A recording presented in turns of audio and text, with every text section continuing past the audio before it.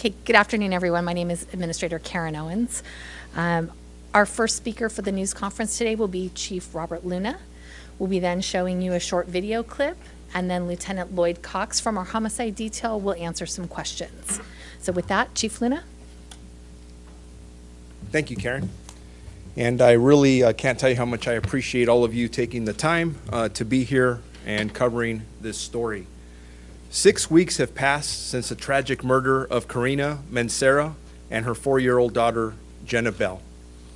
Over the past several weeks, homicide detectives have worked diligently on this investigation.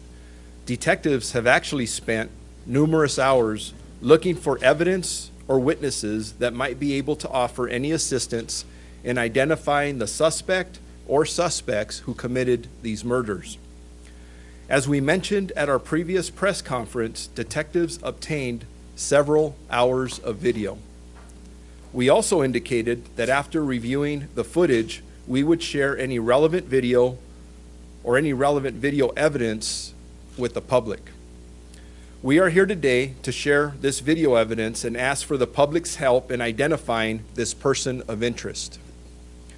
This person is described to be a male African American in his 20s or 30s, medium height, and weighing approximately between 220 and 250 pounds with facial hair. Thus far, we have been unable to identify this person, and we ask that anyone with knowledge of this individual please contact us immediately. We believe this person may have fled the state, and we are hopeful that additional local and national media coverage will assist us in identifying this person.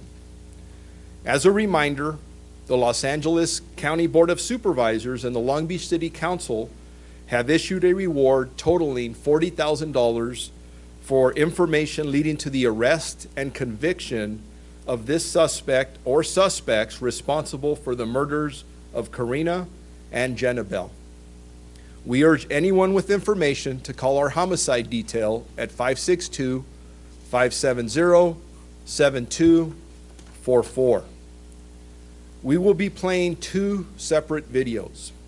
The first video shows our person of interest inside a local area business after the shooting occurred. The second video is from a Blue Line train which this person boarded at 5th Street and Long Beach Boulevard a short time later. He then rode the train to Los Angeles and exited the San Pedro station located at the corner of Washington and San Pedro Street. We are also asking for anyone who may have been on the train with this person at that time to please call us. After playing the 2 videos, Homicide Lieutenant Lloyd Cox, who's standing back here to my right, will be available to answer some questions. So with that, we're going to go ahead and play the 2 videos.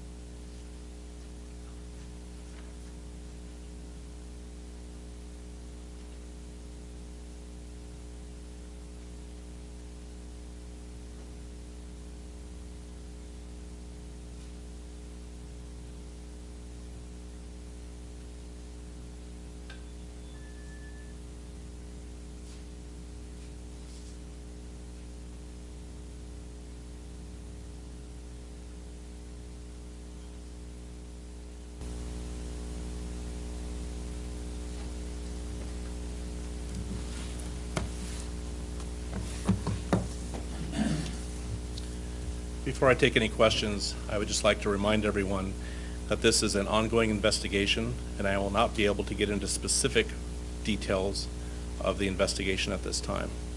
And our purpose here today is to try and get this video and these images out to the public. Thank you. so that we can try and identify this individual and where they may be located. Can you tell us how you were able to link him to this crime? Through the investigation efforts of the detectives and collecting video in the area, he's an individual that the detectives had identified that is a person of interest in the case that they would like to interview and ask some further questions on.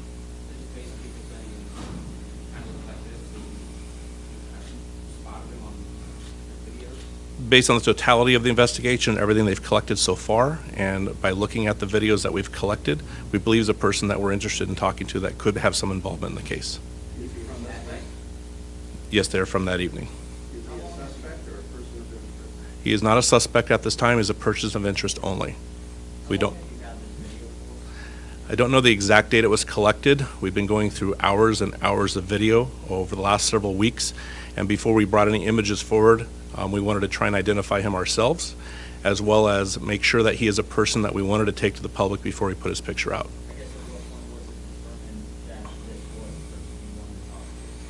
I don't recall the exact date we identified that and made that determination. Do you believe at this point that it's gang-related, or do you still think that, have we come closer to a bullying? No, that's what's baffling all of us, is that we don't have any idea on why this occurred or what the motive may have been in this case.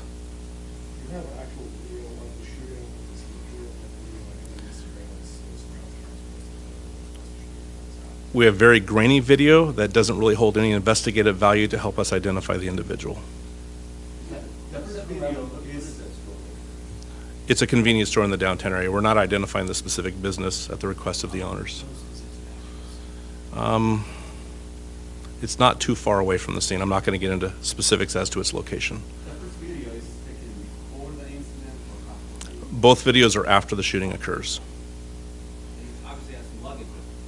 Yes, and that's one of the things we looked at on why we believe he may have been leaving the state, as well as conversations he had with people on the train where he indicated he was looking to potentially leave the state. Yes. We've spoken to people who were on the train with him. Is there anything like if you're nervous? I mean, he clearly was wiping his brow and had his gown. I don't know if that indicates nervousness or not. You guys are probably better. We don't know at this time. I mean, how do you get to a crime and then to a person of interest? Did people talk to you? Did people say, the guy kind of looked like this? What was it that got you from there to here? We don't want to get into all the specific details. Not at this time, we're not. Other than to ask you for your help.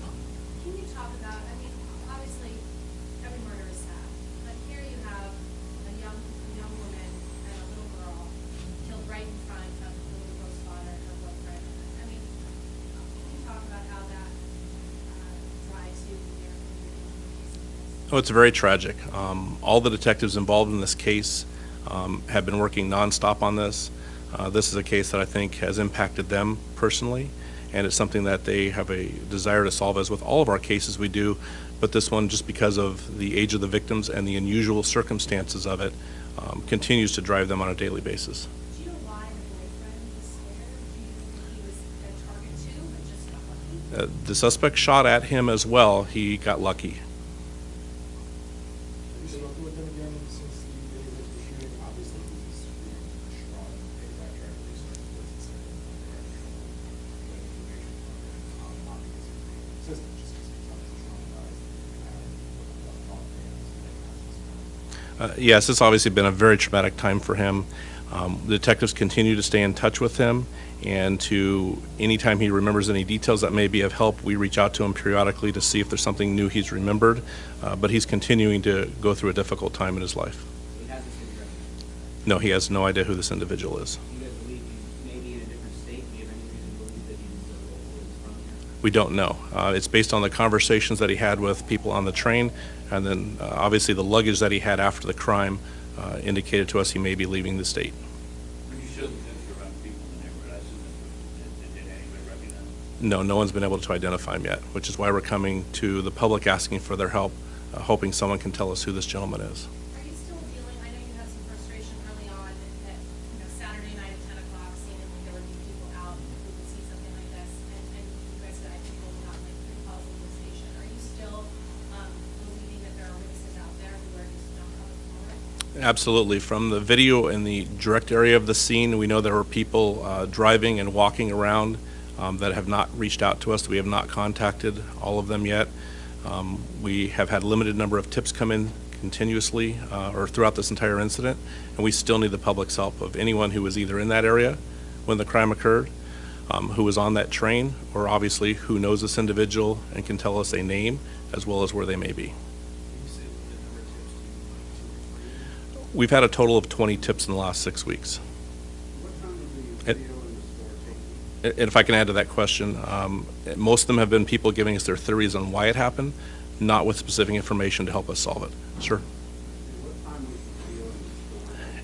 It was shortly after the incident. I don't know the specific time, but it was shortly afterwards. Yes, train was after the convenience store. Like immediately, like you went to the convenience store, then went to the train? Yes. Yeah, I know you're doing things like, why can't, how's he rate? Well, again, I'm limited in what I can give you on the totality of the investigation, other than what I said previously is that reviewing video in the area gave the detectives a belief that he may have a role in this incident, and he's someone we really want to talk to. So at this point, he is simply a person of interest. Absolutely. He is not a suspect. Could he become a suspect? That's what we're trying to determine, whether or not he is a suspect or not.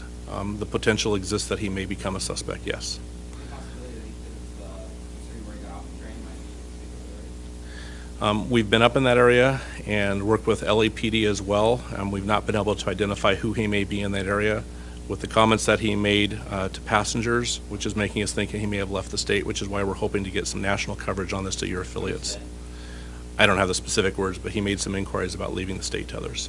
Besides this lead, do you guys are looking at other lines of investigation or just focus on him? Everything's open to us right now. We don't know how many people were involved in this. Last question? You mentioned 20 tips coming in. What would be a more reasonable number for murder? That seems to be small. Most murders, we have some clues. Some people know the person involved will call us and let us know who they are. So we'll usually get a few number. 20 is a decent number for a case like this. We had hoped there would be more at this time. Thank you all. Appreciate it. So in prior stories that we've had, people were not employees, how do you respond to those sort of criticisms from people in that neighborhood? In regards to this specific case, and I think we talked about it in the presentation I gave in Lieutenant Cox, is that we have put a lot of investigative resources on this case. And for a while there, it was 24/7, and I can actually tell you that at some we're burning the candle on both ends. The type of crime this was, when you have a mother murdered with her 4-year-old child, if that doesn't tug at your heart and make you want to work harder, you shouldn't be in any of our jobs, whether it's yours or mine. If we're going in a broader sense of that specific community or that neighborhood, that is a relatively safe neighborhood. I mean, crime has fluctuated, not only in this city, but the cities around us.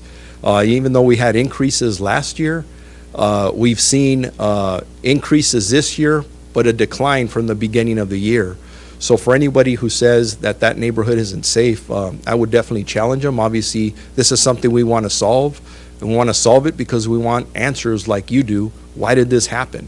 But remember this, that the evening that happened, and I think Lieutenant Cox alluded to it, is there were people out there walking and they were driving, something that you normally see in that neighborhood at 10 o'clock on a Saturday, because I think people feel relatively safe about coming out and walking around. So, yeah, very safe neighborhood, absolutely. We have copies of the video clip on CD for you. I know most of you took the off the screen up here, but we do have CDs for you. We've also got a copy of the original news release, and then there'll also be a link to the clips on our update news release. As soon as this is over, we'll be posting that as well. So thank you very much for coming.